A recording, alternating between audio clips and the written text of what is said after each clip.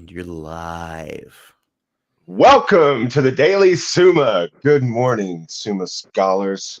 Man, what a day. I guess today is February 10th, right? And it's the memorial of Saint Scholastica. Saint Scholastica, Saint Benedict's sister. We got a bro and a sis situation going on. Saint Benedict, of course, is the uh, uh, created the Benedictine order and the Benedictine rule is studied by many people, not just Christians. One of the first monastic rules, and Benedict is like one of the big time monks of history, and Scholastica was his sister. How are you doing today, Joe? Pretty good, dude. You have a long night last night? Not too bad. We got to bed at like 11, I think. Did Yeah. you know how much longer did you go on your D&D game after we talked? About 9:15, 9:30, I think is when we finished up. Just because we And got to so the we talked point at where it was 7. good to stop. Okay, we talked at 7, so you went your game trying to figure out how many hours your game went. About 8 hours. Somewhere between 8 and 9, yeah. Somewhere between 8 and 9. That's a pretty good stint. Do you feel like you got a lot accomplished that you wanted to, or did they throw curveballs at you? No, we got a lot of stuff done. I think we Good. got less done than they wanted to do, but we got more than I wanted to do. So, Can you turn yourself up in my ears, Joe? uh, Is that a thing that can happen or not? probably shouldn't. Yeah, Okay, probably shouldn't. that's fine. That's fine. I can hear you anyway. So You I can was just turn up thinking, your volume on your laptop, though. That would work. all right, we'll figure it out later. Did you get the text from Elias about his beaver brother? Let's see. No. Essentially, he sent a text showing a picture of his brother, who they Mm. used to call Beaver or Beeves, and he sent a picture of him on a galleon. Oh, that's pretty good. He and his girl were visiting a galleon of some sort. I can't remember what kind, but we had Beeves on a galleon years ago. Actually, I think you might have shown me this picture, like, personally. I think we did see the picture, but he was just showing us his brother. We hadn't Hmm. yet made the connection between Right, right. Beeves and being on a galleon yet. That's important, yeah. Speaking of our beloved beavers on a galleon, I've determined that one of these beavers has to be named Zeno, Zeno. Why Zeno? Well, that's a cliffhanger or a plank hanger because I'm going to address that later on in today's Summa. How about we get going, Joe? All right, dude. How's it looking behind me? The sun's coming out. Can you see the horses? I don't see any right now. Well, they should be like right in there or something. All right, folks, we're still talking about the simplicity of God. And let's go. Question 3, Article 3, whether God is the same as his essence or nature. Objection 1, Larry says, it seems that God is not the same as his essence or nature, for nothing can be in itself. But the substance or nature of God, i.e., the Godhead, is said to be in God. Therefore, it seems that God is not the same as his essence or nature. It's very curious we're not given a particular reference. Larry just says, but the substance or nature of God is said to be in God. Okay. I guess maybe with the people you hang out with, I don't know. But usually there'd be some kind of reference, but Larry's slack on this one. Objection 2, further, the effect is assimilated to its cause. For every agent produces its like, but in created things, the suppositum is not identical with its nature, for man is not the same as his humanity. Therefore, God is not the same as his Godhead. Okay, the Summa's just dropped a new word on us, suppositum. And again, that's going back to Aristotle and Thomas's idea of hylomorphia, which we addressed for the first time yesterday. So we have two new concepts floating around, bobbling around in our beaver heads. We've got suppositum and hylomorphia. So suppositum is Aristotle's way of describing how forms are within it, are represented by a particular matter. Okay, so let's go back to hylomorphia and refresh our mind on this. And again, as I often say, these things are going to be repeated over and over. And Thomas is building a staircase. So the principles and concepts and that he speaks of at the beginning of the book are going to be repeated over and over, and they build on each other. So don't be concerned if you don't get it all right now. I don't get it all right now. I've talked to PhDs who are like, wait a minute, how does this work? Experts don't get it all. Thomas probably sometimes had to sit and think, wait, what is it I'm saying here? So don't worry about that. Just go with the flow. It's not about the Summa. It's about our daily study together as brothers. So again, the hylomorphia. Remember that Plato said that the forms, everything has a form. This coffee cup is a coffee cup because of its form. So say the philosophers. Uh, the horse is a horse because of its form, and the dog is a dog because of its form, and those are two different forms. Plato said that they were in the heavens or above us in a untouchable supernal place. But Aristotle said that the forms are on earth and they are in the thing seen. So the dog's form is within itself, and its form is its inner essence or nature.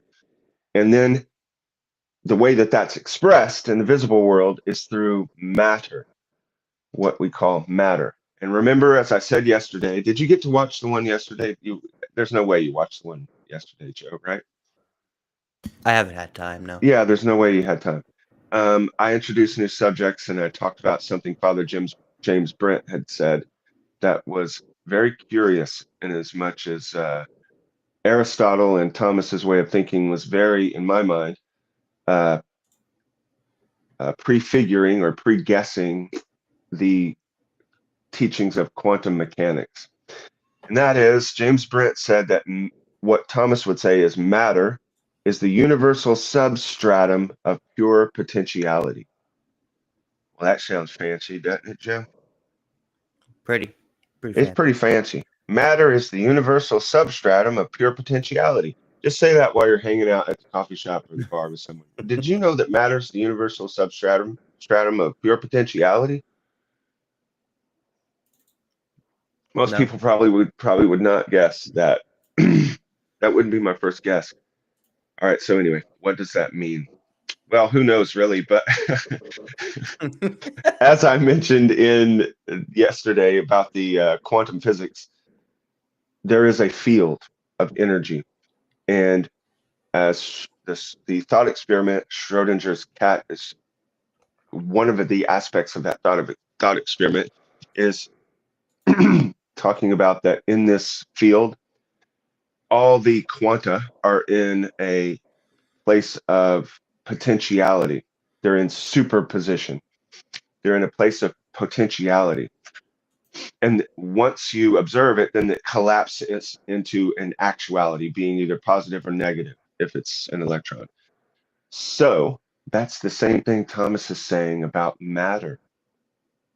Matter is the universal, the field, substratum of pure potentiality. Think of how astonishing that is, that he's using quantum language 800 years ago. The universal substratum of pure potentiality. So that if you have the form of, and yesterday I mentioned it in referring to Dallas, our beloved donkey who left this world yesterday, he had the form donkey, but that form came through his eating something that's called in the form of hay, in the form of feed. And that form, hay and feed, through time, transformed into this other form called Dallas. And now Dallas, sadly, will be entering the mineral rich soil, and he will be transformed from the same matter, will be transformed from the form called donkey into the form called soil or mineral. And then a acorn will at some point enter that, and it's in the form of seed. It will eventually grow up into the form called seedling and then the form called oak tree. So for Aristotle, matter is this constantly changing, morphing substratum of potentiality. It could potentially be a tree. It could potentially be a German Shepherd. It could potentially be my guitar. Matter is just potential.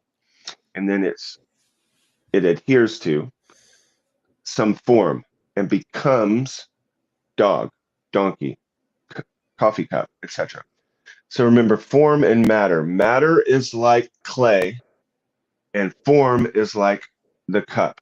The clay is put into the form of a cup. Or if you go to our man Paul, to his studio, you will see much clay, but all of it in different forms. The same matter, clay, but in different forms. And also, each of those things, let's say that Paul has a row of coffee cups, which he often does. They're all in the same form, but each one is slightly different and individual, just like each German Shepherd is slightly different and each human being is different. And we're going to get to that part later, that teaching from Thomas later. So further, the effect is assimilated to its cause, for every agent produces its like. But in created things, the suppositum is not identical with its nature, for man is not the same as his humanity. Therefore, God is not the same as his Godhead.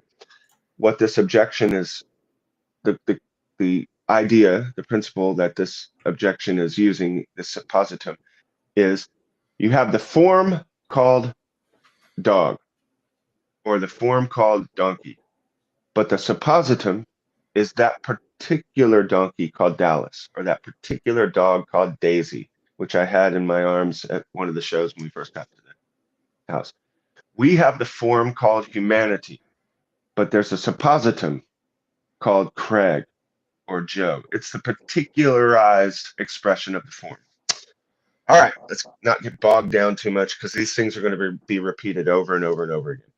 On the contrary, says Thomas, it is said of God that he is life itself. And not only that, he is a living thing.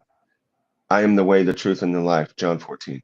Now, the relation between Godhead and God is the same as the relation between life and a living thing. Therefore, God is his very Godhead.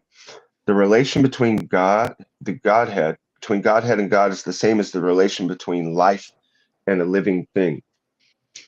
God is, as Thomas is going to show, his essence is to exist. He is pure existence, ipsum esse. Therefore, God is his very Godhead. He does not have a Godhead. He is God. And remember, try to keep in mind that Thomas has gone through all of these arguments in the previous pages that we've studied and shown cause and effect and how this must be true of this big question mark. Now, remember, he's still doing theology and he still says that the premises we accept are that God spoke to Abraham, Moses, and came to us in the Virgin Mother's womb and ascended, died, and rose and ascended into heaven. That's what he's trying to portray to, and he's speaking to people who believe that. But you also have to remember that he's using Aristotle, in which this word God is what I call the philosophical God. Those are two different gods, but Thomas, well, they're not two different gods. They're two different ways of expressing the word God, or two reference points on that word God. But remember, he's still a Christian. He's a Catholic. He's a Catholic saint. So he's going to drop things like John 14, I am the way, the truth, and the life, which is the words of Jesus, but he's going to use that in relation to the philosophical God also. So just be aware of that. These things, Thomas is not trying to make them purely distinct, but I made a distinction. So you'll realize not everything that's being said here, when he, especially in the five ways, he's not trying to prove the God of the Jews. He's trying to prove that there must be this underlying cause. And the way that I went through those five ways was very slippery and a lot of holes in it. But we'll try to pad it out as the years go by, as the pages go by. Let's go to I answer that. I answer that. God is the same as his essence or nature. To understand this, it must be noted that in things composed of matter and form, remember clay and the form called cup, in things composed of matter and form, the nature or essence must be different from the suppositum. The nature or the essence of the thing, dog, is different than that particular dog. How do we know that? Because there are different dogs of that same sort. There's different Great Danes. There's different humans, Joe and Craig. So we know that there is a nature called human. You can look and say, that's a human, that's a human, that's a human, that's a dog, that's a dog, that's a dog. We know that there's many instances of nature, but they're particularly different, the suppositum. So we know that the nature or essence must differ from the suppositum, or else there would only be one dog in existence. There would only be one human, but there are many. So the suppositum is different than the nature. They all share the same nature, but they're different suppositum. Because the essence or nature connotes only what is included in the definition of the species, as humanity connotes all that is included in the definition of man. For it is by this that man is man. That's philosophy talk. He's just saying man, a man's a man, human's a human, dog's a dog.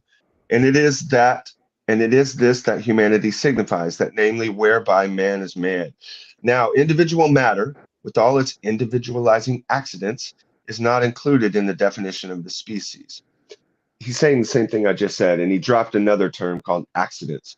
Accidents isn't like, oops, I spilled my coffee cup, or oops, I slipped on the ice yesterday. Accidents are the the particular ways in which the form expresses itself. There's a substance, and then there are accidents. Theologians like to use those terms in reference to the Eucharist, that the substance of the Eucharist is before the priest uh, prays over it, and there's transubstantiation, transubstantiation. Before that happens, the substance of the bread is bread, and the substance of the wine is wine. After the transubstantiation, the substance is changed to the substance of the body and blood of Christ, and the substance of the wine is changed to the blood of Christ. But the accidents remain the same, meaning the way in which in our material world, or in Malchus, we sensually experience it remains the same. Those are the accidents. So if you put the bread after transubstantiation under a microscope, you see still molecules of bread. You see still molecules of wine. Unless, of course, there's a Eucharistic miracle. Occasionally that does happen. There's that one crazy one where they show the bread under the microscope. They looked at it, and the bread began to like one by one, like almost like a French weave in a tapestry, begin to turn into human blood cells or body cells or heart cells of a heart. Have you ever seen that, Joe? No, but I've It's heard of worth check. that. It's worth checking out. Yeah, I haven't seen it, but I think the woman. I think now I may be wrong on this, but I think this scientist, that she was atheist, when she saw that, I think it led to her conversion, Mm. because this just cannot be. And but anyway, that's neither here nor there. Generally speaking, the substance of the bread is transformed into the substance of the body and blood of Christ, but the accidents, which is the bread, the way bread looks under a microscope, or the way it tastes, the way it smells, that remains the same. Now, it's also good to note that that the church never uses those terms. We do all the time. People who are theology and talk about these things, we all the time use the term substance and accidents in regards to the Eucharist, but the Catechism and the Church never use that language. That's a preview of coming attraction. Okay, At about 20 minutes, just so you know. perfect. We may get done with this one early, but I say that every time. Mm-hmm. For this particular flesh, these bones, this blackness or whiteness, etc., are not included in the definition of man. Man is man, no matter if he's black, white, blue eyes, brown hair. If he has these bones, that tall, this tall, man is man. Therefore, this flesh, these bones, and the accidental qualities distinguishing this particular matter are not included in humanity. If I have weird feet with long toes, that's not a definition of humanity. You don't say humans have long toes and weird feet. Humans have a goofy looking face. It's this dude who has weird toes and this dude who has a weird looking face, like you, Joe. No, Joe, Yeah, you're a very handsome man. That's how you were able to get such a beautiful and amazing wife. It's not your intelligence, it's your rugged good looks. mm, Okay. it definitely is not the intelligence. It's true.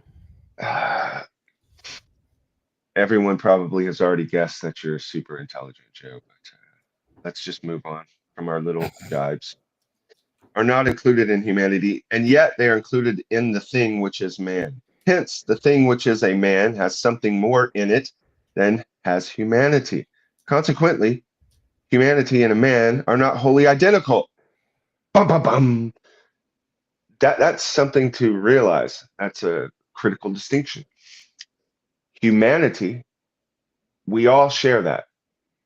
You share humanity with me, Joe. Um, Taylor Swift shares humanity with all of us, the brilliant songwriter.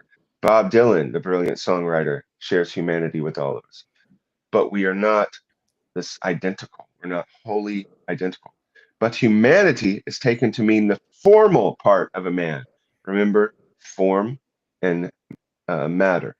We all have different matter, but we share a form called humanity. Because the principle whereby a thing is defined are regarded as the formal constituent in regard to the individualizing matter. We each have a suppositum, we each are matter and form, so says Aquinas and Aristotle, but we all have the form humanity, but that form is expressed in individual ways for each man. On the other hand, in things not composed of matter and form, in which individualization is not due to individual matter, this is to say to this matter, the very forms being individualized of themselves, it is necessary the forms themselves should be subsisting supposita. Okay, that's a mouthful. I think, correct me in the comments if I'm wrong, whoever's watching, Dr. Rebard, Mark McNeil, whomever knows. But I think he's referring to the angels and things like this. Angels are an individual suppositum. They do not share a common form of humanity because angels don't progenerate. Angels are each formed individually. They're each individual. That's why there can't be an angel redemption, an angel redeemer. But we humans can because we are essentially one tree. If I take a camera and I do a close up of a leaf and a limb, and then I do a close up of another leaf and another limb and a close up of another leaf and another limb, and I put them up in a museum and I show you these pictures, you say, "Oh, these are different." But really, they're just close ups of the one tree. And that's what we are, humans. We all came from Adam and Chava. We all came from one root, which genetics has demonstrated. And so we are all still part of this one growing tree. And when the divine logos wanted to redeem us and draw us closer to himself, he entered into that tree. That's the only way that there could be redemption. He had to be part of that tree.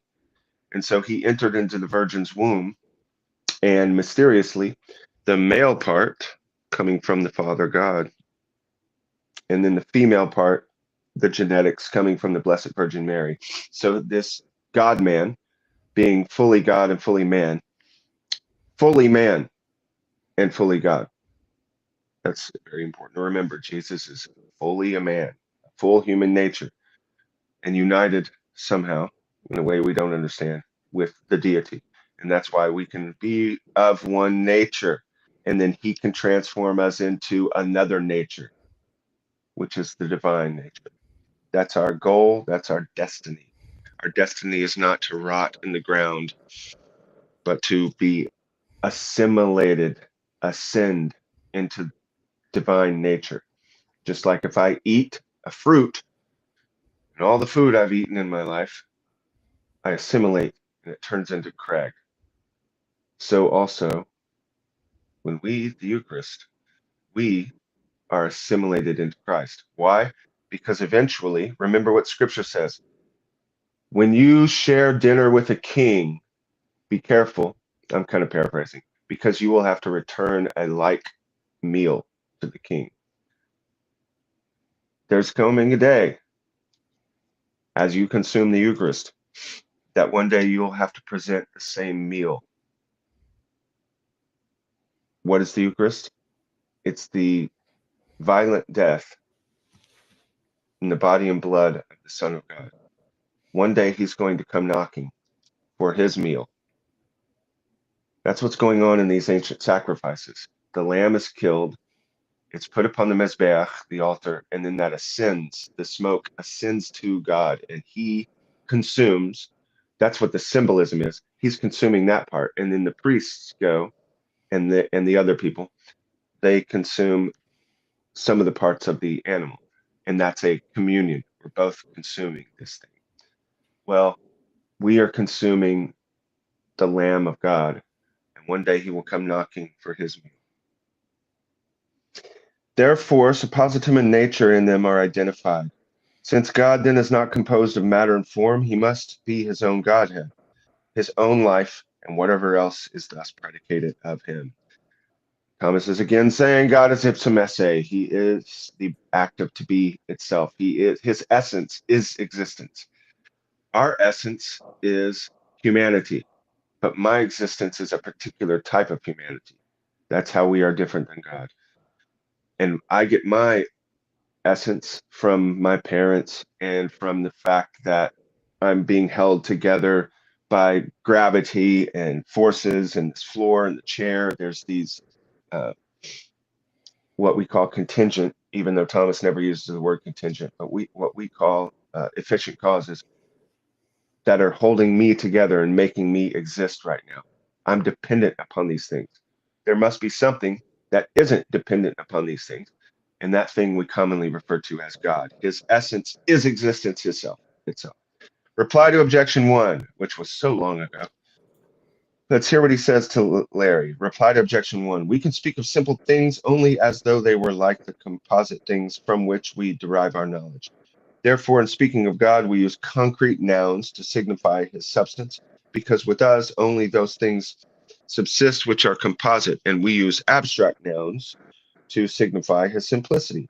In saying, therefore, that Godhead or life or the like are in God, we indicate the composite way in which our intellect understands, but not that there is any composition in God. He's saying, Larry, you're just using different kinds of language, but don't misunderstand that. It's like what he said before in the first question. We're using metaphors, we're using language in different ways. And remember what I said yesterday, there's a divine perspective. Sometimes the scripture speaks from divine perspective. Sometimes scripture speaks from human perspective. And those are two different ways. When he says we use concrete words, he's meaning something like God is light. We see light, we know light, especially now, we know it's 180 miles per second. We know its speed. We know a great deal more about light than did back in Thomas's time. So we use a concrete word like light. But when we discuss his unity, we use an abstract word like one. One is a number, and that's an abstraction.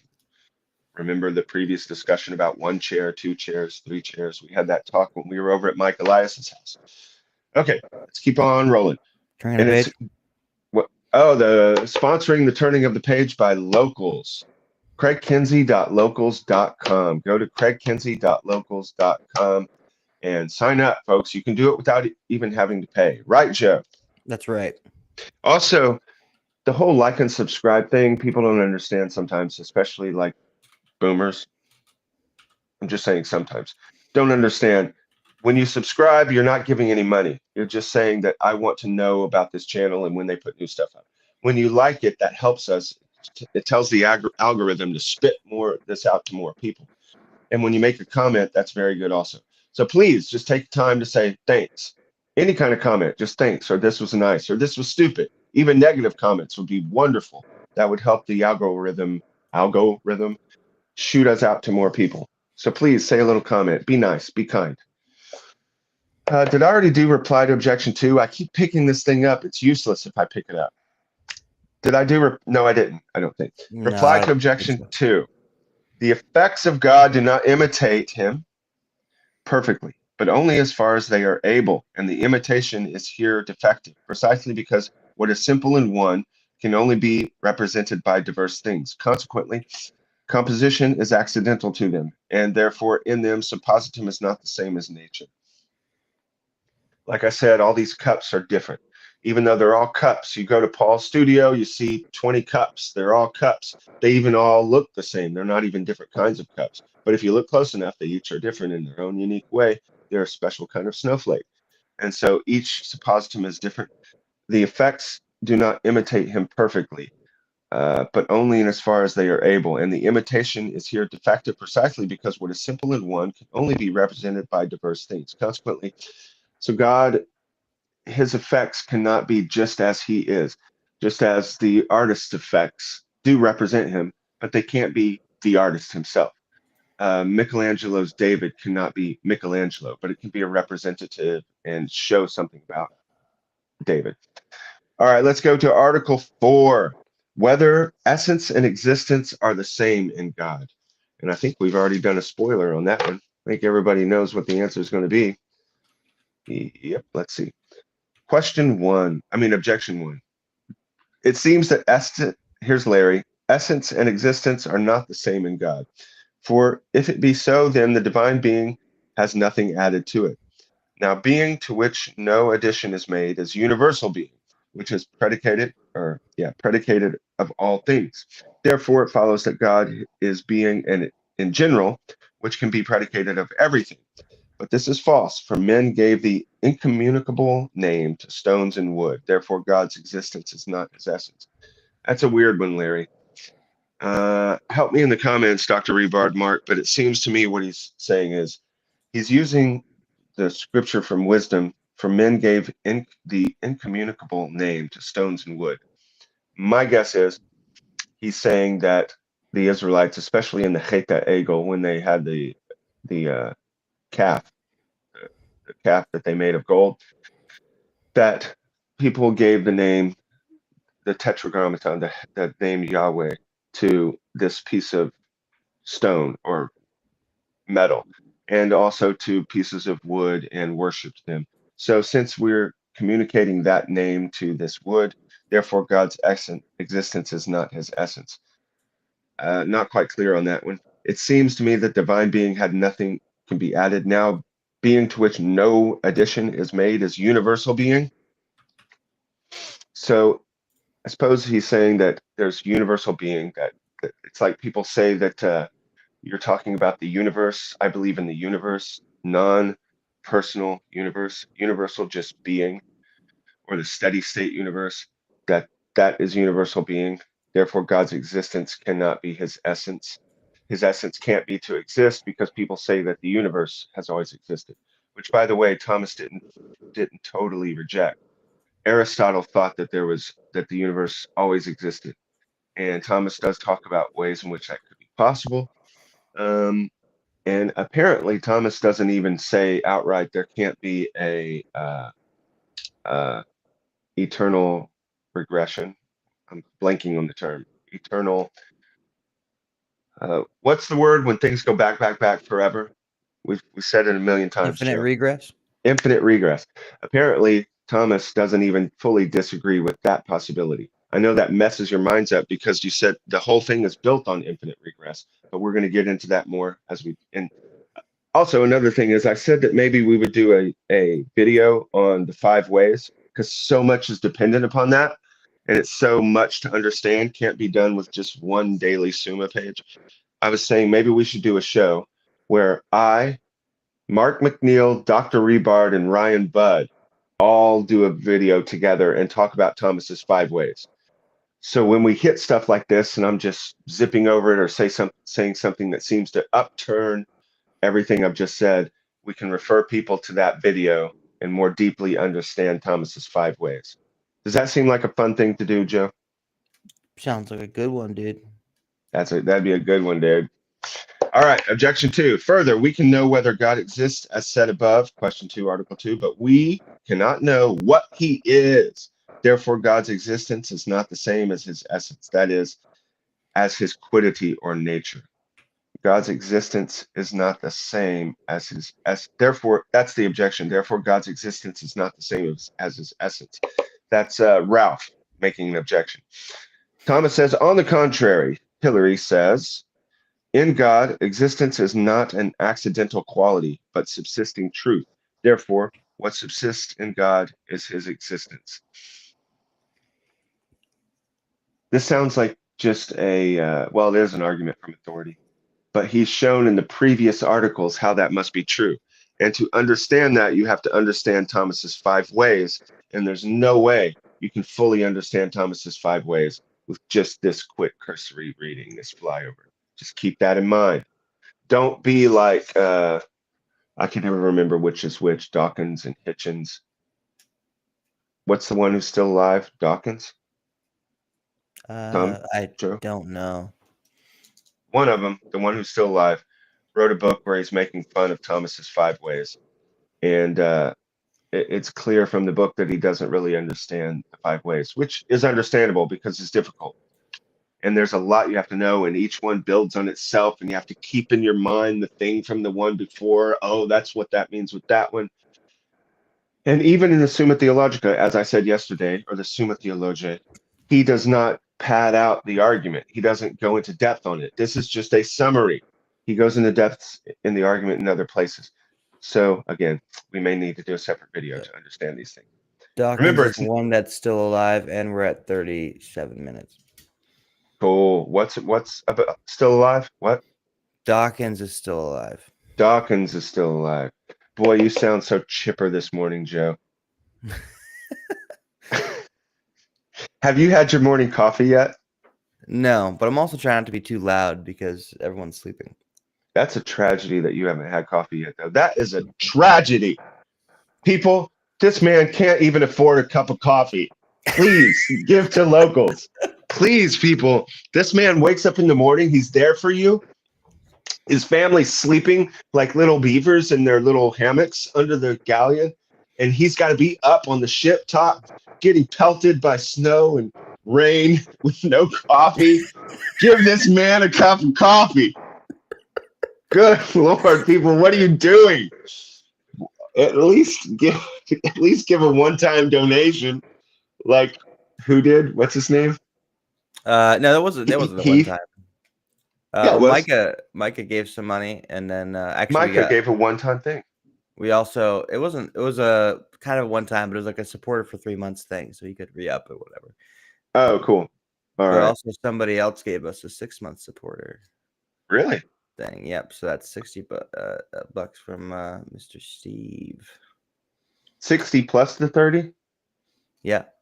So we're at 90 whole dollars. I don't know. That's gonna be boy. $10 more and we gotta $10 more and we gotta do the dance train on the money that this has actually turned into something. Yeah, it's true. It's one thing to have an idea. It's another thing to be able to turn that idea into a stake. You know what I'm saying? That's true. Yeah, very true. Okay. Give this man some money, folks. I answer that God is not only his own essence, as shown in the preceding article, but also his own existence. This may be shown in several ways. Remember, he came to this conclusion by induction. He's going backwards from what we see in this observable world.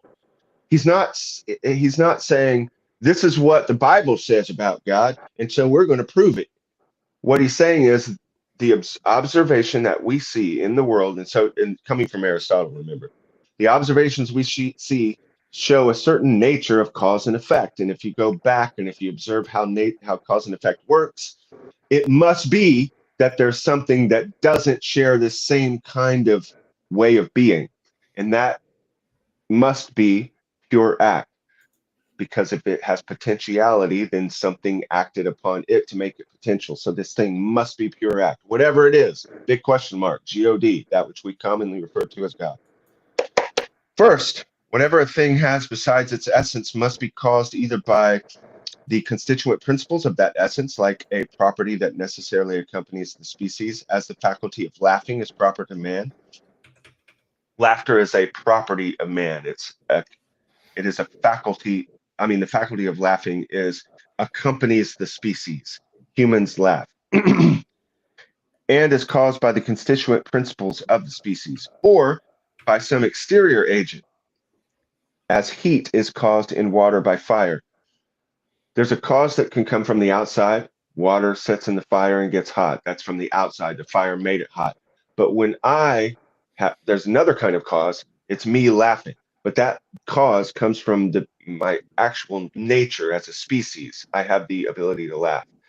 A bat has the ability to echolocation. Isn't that what it's called? Echolocation, Joe? Echolocation. Echolocation. Locution would be language. Echolocation. It has the ability to do that within itself. The cause comes from its own nature, not from the outside. Therefore, if the existence of a thing differs from its essence, this existence must be caused either by some exterior agent or by its essential principles. If the existence of a thing differs from its essence, my existence could be, or it could not have been. My parents could have had me, or they could not have. I could have died at childbirth. God forbid. I could be, or I could not be. Therefore, if the existence of a thing differs from its essence, the essence of Craig, just like the essence of Gandalf, his essence, I was going to say is human, but he's not human. He's whatever the heck those things are. What is he called?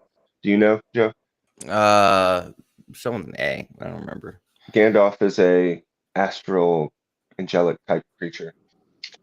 But Aragorn, no.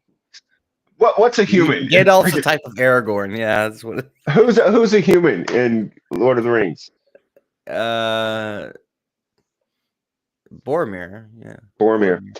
All right, Boromir. He does not exist, but we still know his essence. He's human, and his suppositum is a particular kind of way that humanity acts. He acts Boromirishly. And so if you were to see a TV show portray Boromir, and he was, sitting around with a wife beater, his feet up on the desk, smoking a cigarette, that's not Boromir, because he's not acting Boromirish. But you would still say that's a human. So he has the form of humanity, but not the suppositum, the individual way in which humanity is expressed, called Boromir. He would say that's not Boromir. But remember, Boromir, even though you can tell his form that he's human, and his suppositum, his accidents, his different ways of acting, and his fingers and his color of his hair, his accidents, even though you can tell and say all of that about Boromir, what you cannot say about Boromir is that he exists, because he doesn't really exist. He's a fictional character. Therefore, if the existence of a thing differs from its essence, Boromir has an essence, but he doesn't really exist. I have an essence, but I don't have to exist. I just happen to be existing right now. This existence must be caused either by some exterior agent or by its essential principles. Now, it is impossible for the exterior agents are my parents and the sun being just right and gravity that's making me be here, all of this. Now, it is impossible for a thing's existence to be caused by its essential constituent principles, for nothing can be the sufficient cause of its own existence, for its existence is caused. Everything you see in the world is caused. Therefore, that thing whose existence differs from its essence must have its existence caused by another. But that cannot be true of God, because we call God the first efficient cause. Therefore, it is impossible that in God his existence should differ from his essence. Remember, if you just read this alone, it's going to sound like Thomas is just making stuff up. But he's saying, therefore, or he's saying, because we call God the first efficient cause. That's something he showed previously in the other pages. That's why I'm saying everything builds on itself. You can't just read this alone and fully get what he's saying. Therefore, it is impossible that God and his existence should differ from his essence. Second, existence is that which makes every form or natural nature actual. For goodness and humanity are spoken of as actual. only because they are spoken of as existing. Therefore, existence, and I'll go ahead and do the next page, must be compared to essence if the latter is a distinct reality, as actuality to potentiality. Therefore, since in God there is no potentiality, as shown in Article 1, it follows that in him essence does not differ from his existence. Just as I said, essence and existence with Boromir and myself, I could be or could not be. My being comes from some other causes. But with God, there and that and I'm in potentiality. Before I was born, I was in potential in my father's sac. I was in potential. I was in potential in the egg in my mother. But then when they came together, I was still in potential and I'm still growing. My movement is towards old age, as is everyone who is alive. This is part of Aristotle's idea of movement.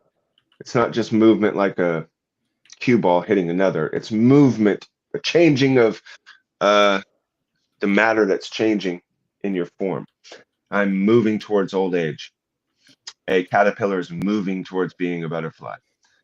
So that is all done from potentiality to actuality. But therefore, since in God there is no potentiality, it follows that there cannot be no, that his essence does not come from his existence. Therefore, his essence is his existence. There's no potentiality in God. His essence is existence.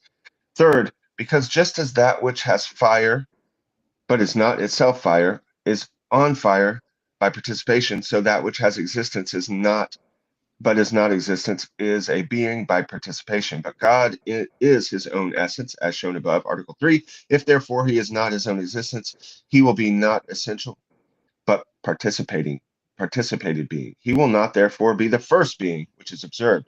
Therefore, God is his own existence and not merely his own essence.